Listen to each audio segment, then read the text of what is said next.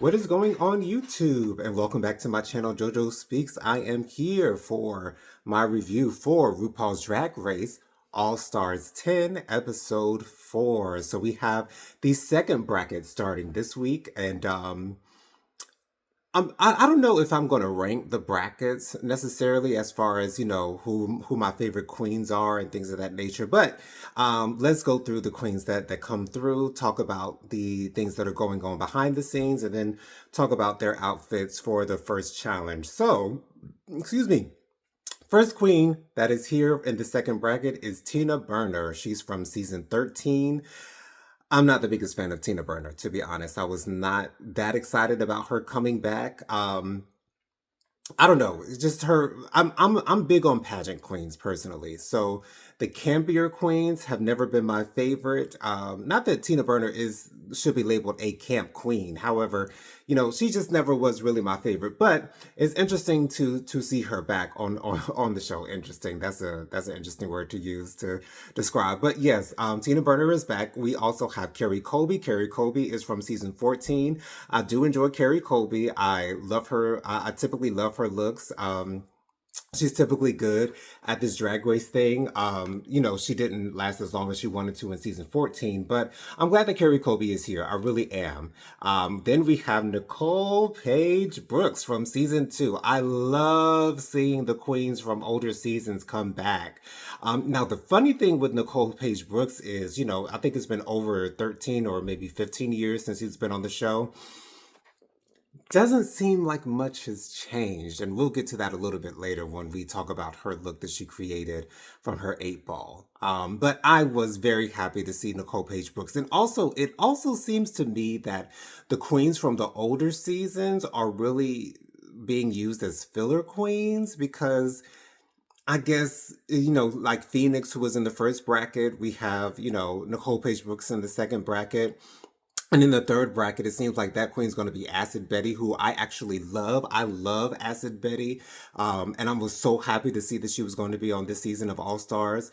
But it seems like they brought these queens back just to be filler queens. But, I was happy to see Nicole Paige Brooks back on our screen. Then we have Lydia Butthole Collins from season 17. Never been the biggest fan of Lydia Butthole Collins. However, I do enjoy her creativity. I love the way her mind works. I love her sense of I do like her sense of fashion, although I don't agree with everything that she brings to the runway. I thought that the last look that she had when she was cutting her dress off, I loved that look. That was my favorite look that Lydia had ever worn on the show. But Lydia's back again from season 17. Then we have Mistress Isabel Brooks. Mistress Isabel Brooks from season 15. I do enjoy Mistress. I don't know that if she's necessarily a pageant queen, but she sort of kind of presents as a pageant queen. So I love that she's there. And I love that she's like a drag queen's drag queen. Like she's shady as hell.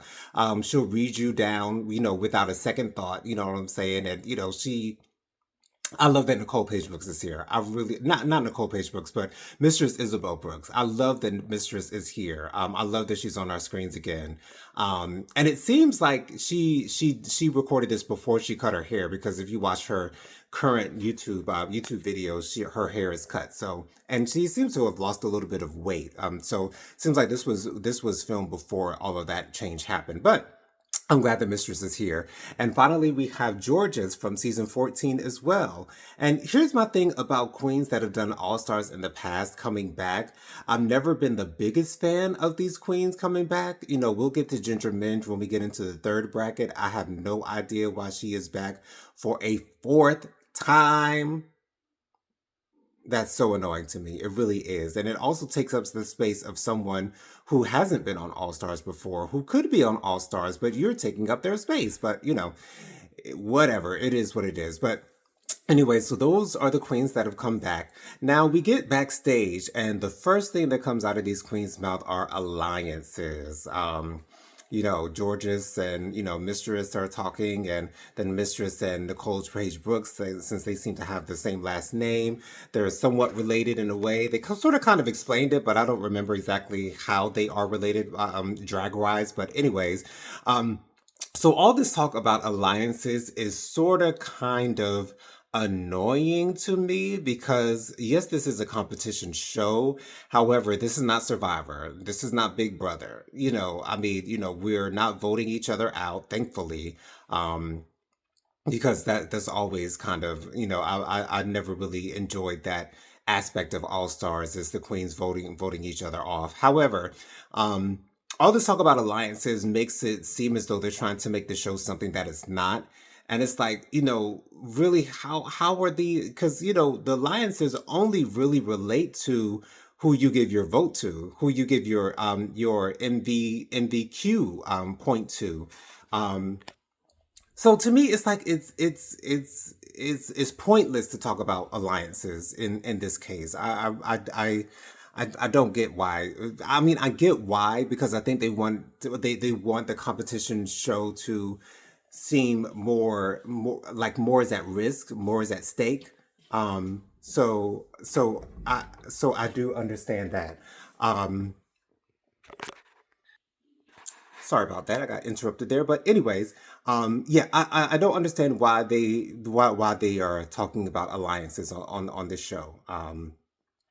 It's just annoying to me because, like I said, alliances mean more on Survivor. The alliances mean more on Big Brother, on those types of shows. So it is what it is. But anyway, so the first challenge out of the gate for the second bracket is that the girls have to make an outfit with eight different materials that are in an eight ball. And so they all have eight different materials in each individual eight ball. And so they have to use each and every material that is in their eight ball to create a garment.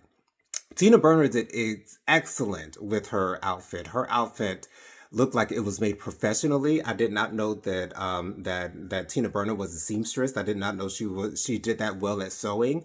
So I thought Tina Burner did amazing at what she did. Carrie Colby, I mean, when you don't really sew, it's so interesting to me that we saw three bathing suits, and we saw three bathing suits from the three people who really don't know how to sew that well. But it is what it is. Carrie Colby, her outfit was okay. Nothing to call home about, write home about, or anything of that nature. So it is what it is. But I'm honestly not expecting for Carrie to make it into the semifinals. I really don't expect her to make it into the semifinals. Then we have Nicole Page Brooks. Nicole Page Brooks made this bathing suit with stars all over it, and her wig was so flat and dark. It's like a wig that she would have worn in season 2 of RuPaul's Drag Race. And that's what I mean by it doesn't seem like much has changed with Nicole Page Brooks in the last, 15 years since she's been back. I loved her entrance look. I loved what she was wearing. It was really cute, even though I thought the belt was a little bit too low on her waist. But I loved the wig. I love the paint. And also, that's something that the judges mentioned, is that she's not painting loud. She's not painting like a drag queen. And Nicole Page Brooks, like, quiet as it's kept, her face is a little hard to me, but it is what it is. But thankfully, there are no eliminations, at least in the first 3 rounds of this bracket. So Nicole Page Brooks is here for sure. Then we have Lydia Butthole Collins. Lydia giving us 80s. And it's so interesting that Lydia's materials is so different. Well, everyone had different materials. None of the materials really looked similar or the same at all. But Lydia's outfit was really retro, really 80s, really workout, had the leg warmers and things of that nature. I loved the wig. I loved the makeup. I love the way that Lydia paints. I love the way that Lydia paints. It's not your average drag queen paint, but it's Lydia's drag queen paint. And I love seeing that. I really do love seeing that. Then we have Mistress Isabel Brooks. Mistress Isabel Brooks.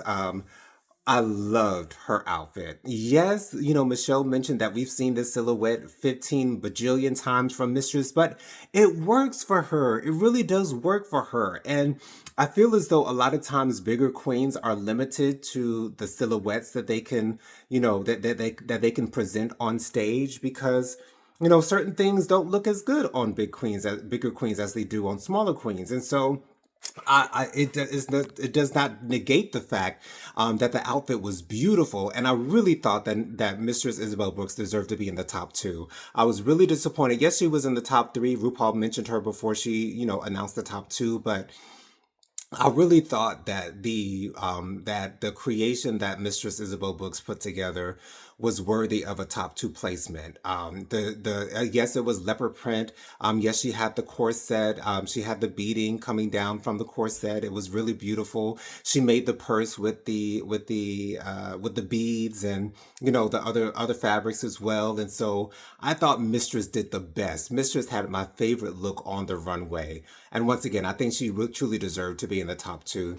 And last but not least, we have Georges. Georges made a bathing suit, again, of course. And she also mentioned that she doesn't wear hip pads, which, when we saw her in season 14, it seemed like she padded a little bit, but after she left, it seemed like she stopped padding. I'm a person where, I watch Nina Bonina Brown on YouTube all the time. And it wasn't until I started watching her that I began to appreciate the body of a drag queen, the queens that go, I don't want to say, I don't want to say that go, that go past what's expected, because padding should be expected. I feel as though if you want to create that shape, if you want to create that illusion, I think padding is essential for every queen. I think every queen should pad, because seeing a lot of boy chests, like, it don't work, at least not for me and my taste in drag queens. But Georges made a decent swimsuit looking thing, and she had a yellow, looked like a tablecloth behind her. So I knew that Georges was not going to be in the top two, but I'm glad that Georges is here. I'm not really expecting Georges to make it to the semifinals either. But the top two in this week are Tina Burner and Lydia Butthole Collins, and so they both received 2 points, and then they lip sync for the extra point and $10,000. And Lydia wins the lip sync. And I really didn't pay that much attention to the lip sync. I'm sorry, lip syncs aren't my favorite part of RuPaul's Drag Race, unless it's a song that I really like and I want to see performed. But Lydia ends up winning the lip sync. She wins the extra point. So Lydia has 3 points. Tina Burner has 2 points. I honestly don't want to see Tina Burner get into the semifinals. However, with there only being 3 weeks in each bracket, I can only assume that, Tina's probably going to get into the semifinals. However, I really, really hope that Mistress Isabel Brooks makes it into the semifinals.